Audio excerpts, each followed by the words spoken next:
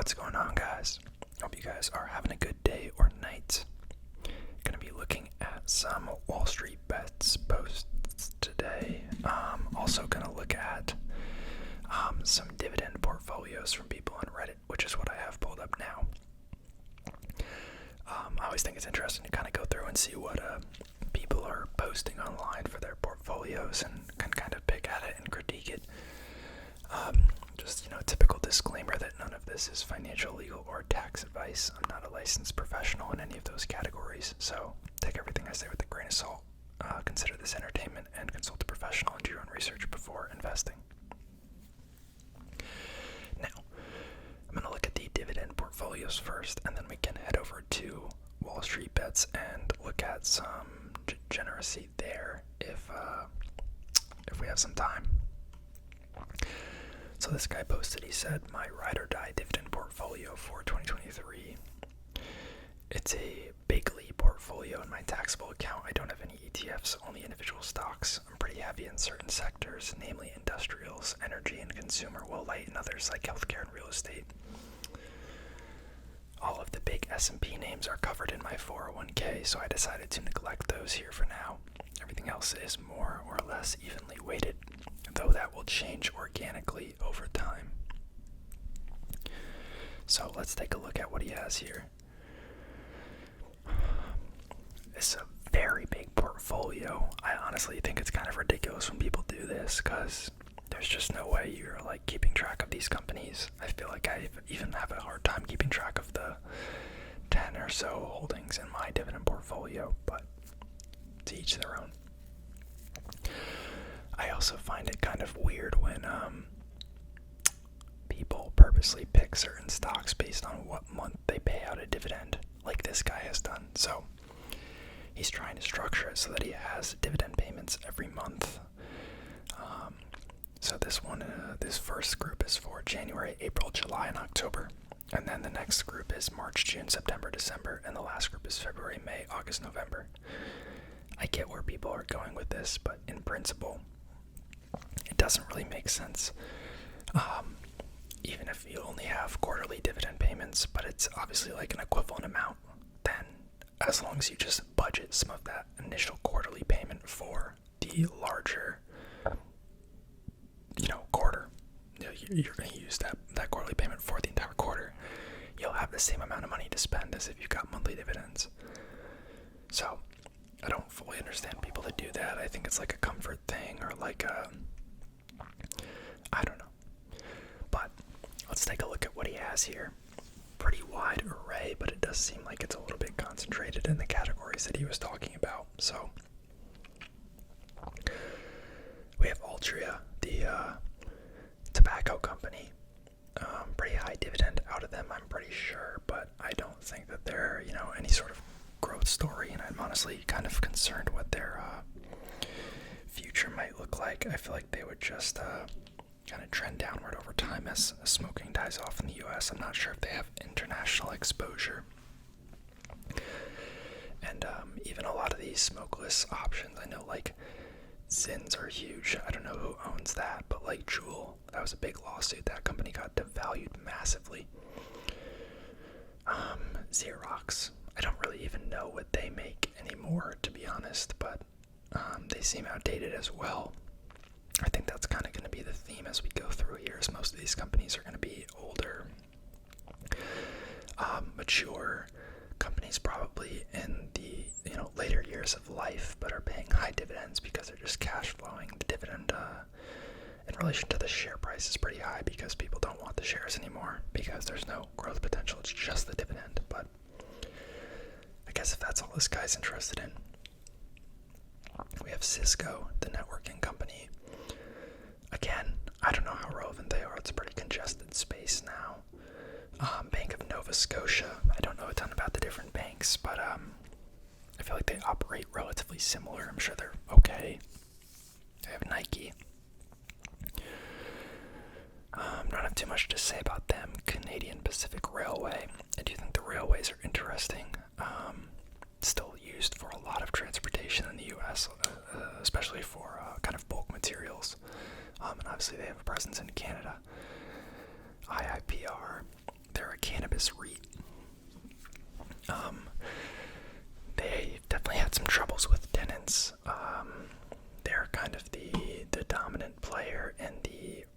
space for as far as cannabis goes. I was in another company called New Lake Capital Partners, which was a smaller version, essentially doing the same thing as them, but I think it was valued a little bit better. I think since IIPR has actually dropped, and it's probably closer in valuation, not on a dollar basis, but on a metric-wise, like multiples. Consolidated Water, I believe, is some sort of water utility company. Whirlpool might be as well. Either that or they're a pool company. Can't remember. McDonald's, another railroad, Union Pacific, IBM, I'd kind of group into the Xerox and Cisco bucket. Southern Copper, very cyclical materials company. Precious metals. Coterra, I'm not sure what they do. Dominion is a utility, no growth there really, but decent dividend. Ford, another cyclical company. Dow, chemical company. Qualcomm, pretty good semiconductor company, just a little bit richly valued. Newmont, I believe, is a precious metals company, but I could be wrong. UPS, I'm not too sure where their company's at right now or how they're doing. I'm sure it's okay. Scott's Miracle Grow. Don't know too much about the agricultural space. Caterpillar, kind of similar deal. A little bit cyclical, but they make a lot of farm equipment and construction equipment. So, depending on how those markets are doing, and they have a decent amount of recurring revenue, I believe, from like repair, servicing, and stuff. But I don't know a ton about them. Texas Instruments. Don't know much about them. Or Cal-Maine Foods. Verizon has been on decline lately, but decent dividend. Don't know too much about Kinder Morgan or Alliance Resource. Energy Transfer as well. And then we have Clorox, consumer staple, pretty basic. Levi, don't think I'd be in them. And then we have CBS and Weyerhaeuser. I don't remember what they make. Sorting by earning months, but going January, March, Feb is making me die inside a little bit. That's funny. I always find it funny when people come on here and they ask for feedback on their portfolio. Like, no one is going to take the time to actually kind of look into all like 25 stocks or whatever that they have. And if you're that unsure about it, you probably shouldn't have just bought so many stocks to begin with, but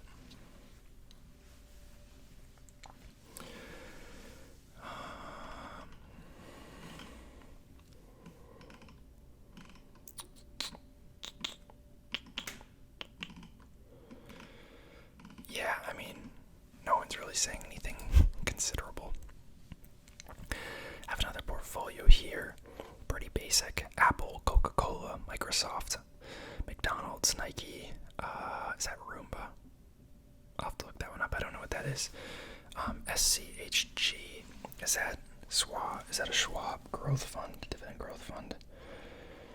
And then we have VU, which is just the S&P 500, and we have Walmart. Let me look up RUM. Oh, it's Rumble. Isn't that the media company that's like a competitor to YouTube? Yeah. I don't know. This is in the dividends Reddit as well, which is kind of interesting. Wouldn't have really pegged this as a dividend portfolio per se. First of all, how this dude 19 and got 10 to 15 grand in their portfolio. I don't think that's that crazy.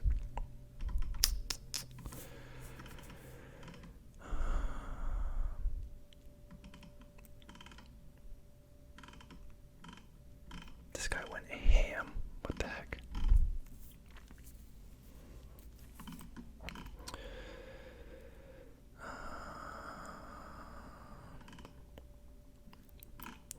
Yeah, honestly, the feedback kind of lacking on a lot of these Reddit posts, but that's to be expected. This one's just got a bunch of ETFs and some Bitcoin in it. This is another person with like 40 holdings. I agree with that commenter that the 3D visualization is pretty bad. got Apple, Johnson and Johnson, and Pepsi. Decent companies. Johnson and Johnson and Pepsi, probably not the biggest growth plays, not huge dividends either, but they're decent. AbbVie, Altria, Microsoft, SCHD, Chevron, I believe is CVX. And then they have Realty Income, Nike, XLE, which I believe is just an energy ETF. Starbucks, McDonald's, Home Depot, Verizon, Procter & Gamble, Lockheed Martin, M&T Bank, I believe that is, Target, and American Water, maybe, SWK. No, that's something else. Overall, actually not bad names. I definitely think he it's Black & Decker, Stanley Black & Decker's, the SWK. I definitely think that he has too many holdings because there's also like 9 or 10 that are too small to even be named.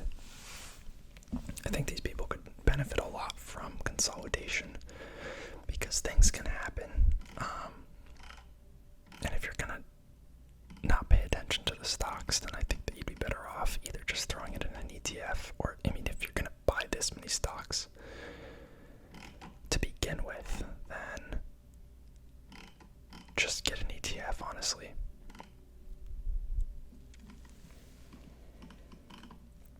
Everyone's saying he owns too much Apple. To be honest though, like if you buy Berkshire, they're like 40% Apple, and even if you're in the S&P, like a huge percentage is just spread across a couple big tech holdings like Apple, Google, Microsoft. This guy's just got a couple dividend ETFs. I mean, I think that's a perfectly fine way to do it. I don't know how I feel about the dividend ETFs. I am kind of the believer that if you're chasing income, actual, like, you care about income, I do think there is some merit, unless you just really enjoy it or you want to do it for fun, kind of like I'm doing. But if you're actually in retirement, I think that people underestimate how much better or equivalent performance you'd have if you just held something like VTI or the S&P 500, took the slightly lower dividend from that, and then any additional money that you needed, you just sold out of the shares because you pay capital gains tax, so the taxes are going to be fine. And it'll appreciate a lot more than something like an SCHD or a VIG. Just my 2 cents.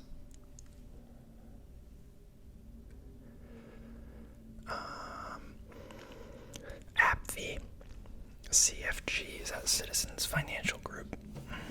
Let me double check. CFG, yep. Cisco, Duke Energy, Kinder Morgan, Lincoln Bank, 3M. Don't remember what OPI is. It's 12 shares of it. OPI, Office Properties Income Trust. What in the world?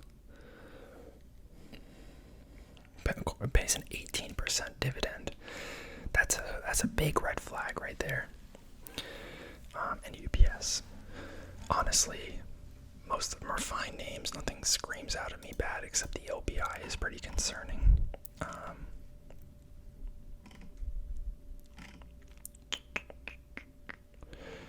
Why do people keep doing this? Picking individual stocks based solely on dividend size is a fool's errand. Yep.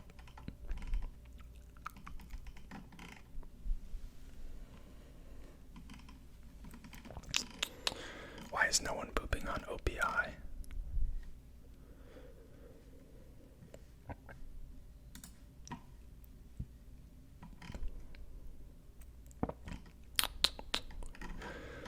Another just dividend ETF account.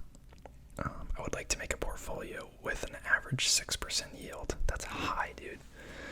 20% stock, 20 stocks would be good, 5% in each. What stocks could be in that portfolio? Bro, I think that people just like automatically assume that the more stocks they hold and the more they diversify, the better the return's gonna be.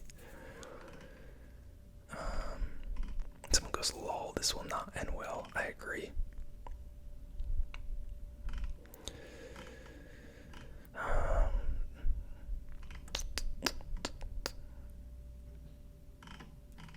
I don't know.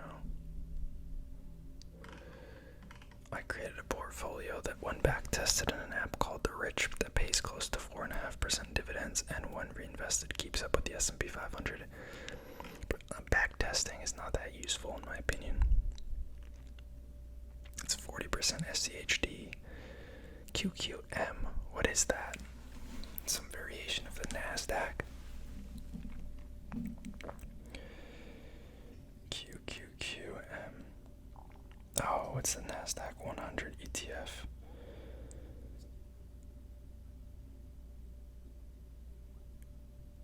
Interesting.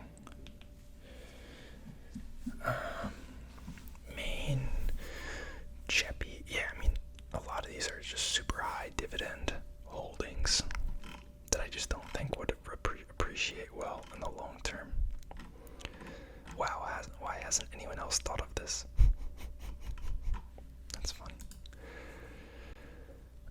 Honestly, most of these people just have a couple ETFs, like SCHD, and then they have like Apple and like AppV and a couple other holdings, and it's like the same thing every time.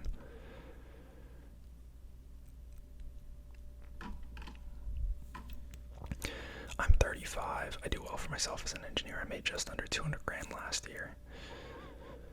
How does he only have like 8 or 9 grand saved? That's kind of nuts.